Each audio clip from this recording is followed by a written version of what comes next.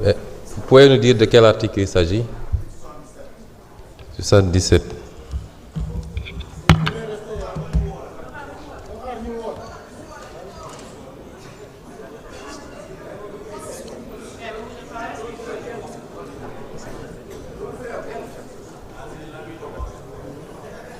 Je voudrais me référer à l'article 77 de notre règlement intérieur. Je ne vous ai pas encore donné la parole.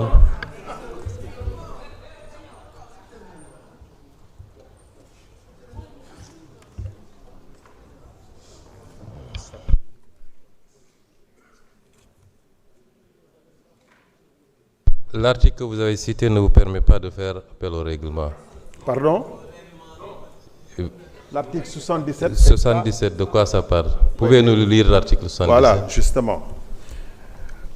L'article 77 parle justement des cas des incidents qui se sont... Vous pouvez me laisser expliquer le contexte dans lequel je cite cet article, oui ou non? Il faut que vous me laissiez le contexte, la possibilité de citer, de justifier pourquoi je fais recours à cet article et à l'alinéa. Je sais que vous ferez ce que vous voulez. Celui qui est assis derrière moi décidera de ce qu'il voudra. Contre le règlement. Mais laissez-moi au moins lire la disposition et vous justifier et vous donner les raisons pour lesquelles je l'invoque. Honorable député, permettez-moi de faire deux précisions. La première, c'est l'attention des députés qui sont dans la salle. Ce n'est pas à vous d'interpeller celui qui a la parole. Et je peux suffisamment le faire. Et je suis le seul habilité à le faire. Deuxième précision, honorable député, il s'agit de lire l'article 77, pas de faire des commentaires. Pouvez-nous lire l'article 77? Et je justifie pourquoi je fais recours à l'article 77. Lisez l'article 77. Mais vous ne pouvez pas imposer aux gens... Vous avez invoqué l'article 77, lisez-le. L'article 77 dit, l'alinéa, d'abord l'alinéa 3, le débat législatif est libre. Le temps de parole de 15 minutes, etc. L'alinéa 6, si je ne me trompe, l'orateur ne doit pas s'écarter de la question en discussion, sinon le président l'y ramène. S'il ne se conforme pas à cette invitation, le président peut déclarer que ses paroles ne figurent pas au procès. S'il y a persistance dans le refus opposé à l'invitation, l'orateur est rappelé à l'ordre. C'est tout. Le président n'a pas de possibilité de lui couper la parole et de l'empêcher de parler. Il ne peut, selon notre règlement intérieur, il ne peut que dire ce que vous dites ne figurera pas au procès verbal. Ça ne figurera pas au procès verbal, rappel à l'ordre. Mais il ne peut pas l'empêcher de prendre la parole. Honorable député. Par ailleurs, je termine, Monsieur le Président. Vous pouvez rejoindre votre place. Parce que vos propos sont hors contexte et n'ont rien à voir avec le débat.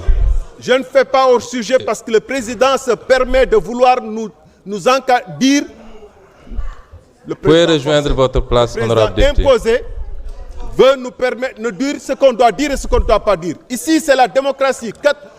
15 législatures. 15 législatures. Les gens ont toujours dit ce qu'ils ont pensé. Et 14e législature, vous en avez abusé ici. Et vous voulez empêcher des députés de l'opposition de dire ce qu'ils disent? Je crois que, chers collègues, nous sommes dans une assemblée où le débat est libre, mais encadré et organisé. Liberté ne veut pas dire pagaille ou indiscipline. J'ai l'impression qu'il y a des députés qui viennent pour avoir leurs 5 minutes de gloire, faire le buzz devant les caméras, et ça part dans tous les sens.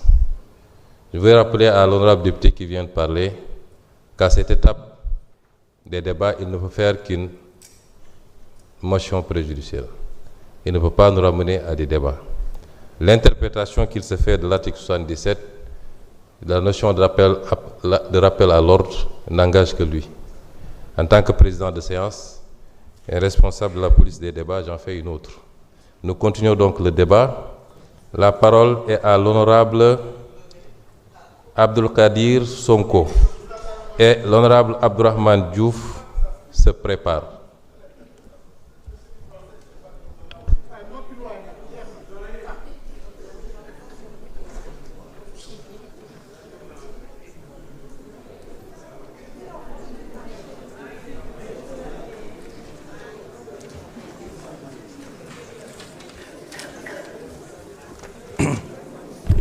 Assalamu alaikum wa rahmatullah. Merci, Monsieur le Président. Messieurs les ministres et collaborateurs des ministres, mes chers collègues, le texte qui nous est soumis porte un enjeu devenu central pour la souveraineté de notre pays, la protection de nos infrastructures d'information critiques et plus largement la sécurité numérique du Sénégal. Donc je voudrais insister sur 3 enjeux politiques majeurs. Le premier enjeu est celui de la prévention. Pendant longtemps, en matière de cybersécurité, nous avons trop souvent fonctionné dans une logique de réaction. On intervient lorsque une attaque a déjà eu lieu, lorsque les données ont déjà été compromises ou lorsque les services sont interrompus. Donc attendre l'attaque pour réagir, c'est déjà agir trop tard. C'est pour ça que la prévention dans les établissements qui hébergent des infrastructures critiques est très importante. Le deuxième enjeu concerne la protection renforcée des infrastructures critiques. Toutes les infrastructures numériques n'ont pas le même niveau de sensibilité.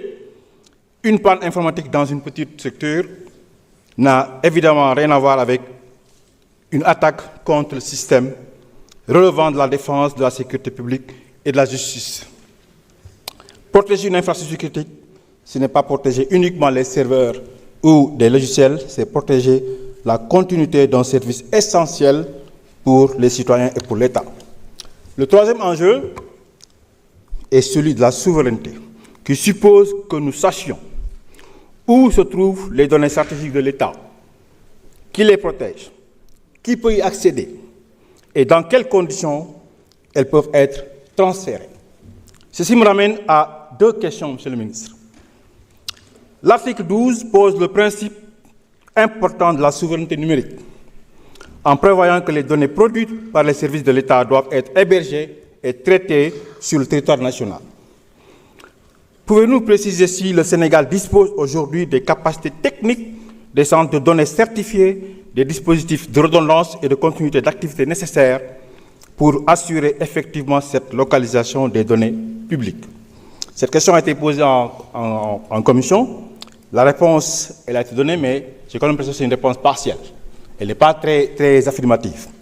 Et plus largement, quels critères objectifs permettent d'autoriser les dérogations temporaires permettant le stockage de données publiques hors du territoire national, afin que l'exception prévue par la loi ne devienne pas, dans la pratique, une remise en cause du principe de souveraineté posé par le texte.